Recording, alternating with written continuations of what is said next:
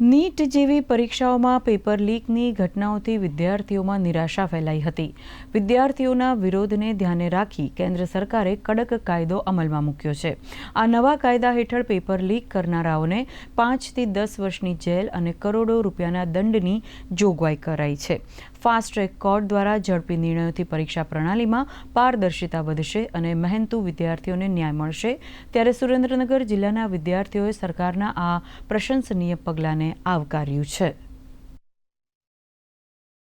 કે જે પણ પેપર લીક કરતા પકડાશે અથવા જેને પેપર લીક કર્યો છે તેને 5 થી 10 વર્ષની સજા અને 50 લાખનો દંડ ભરવાનો રહેશે અને જો તે પેપર લીકનું કૌભાંડ મોટું હોય તો 7 થી 10 વર્ષની સજા અને 10 કરોડ સુધીનો દંડ પણ આપવો પડશે। આ કાયદો લાવવા માટે ભારત સરકાર તથા ગુજરાત સરકારને અમે ખૂબ ખૂબ આભાર માનીએ। નીટનું પેપર લીક થવાના કારણે અનેક વિદ્યાર્થીઓ કે જેમને સાચી રીતે અને સારી રીતે મહેનત કરી હતી તેમની સૌની મહેનત પર પાણી ફરી વળ્યું છે। તેમના સૌની પરિસ્થિતિને ધ્યાનમાં રાખી અને ભવિષ્યને ધ્યાનમાં રાખી અને સરકારે એક નવો કાયદો બહાર પાડ્યો છે કે જેના દ્વારા કોઈ પણ વિદ્યાર્થીના ભવિષ્યને કોઈ પણ પ્રકારનું નુકસાન પહોંચશે નહીં।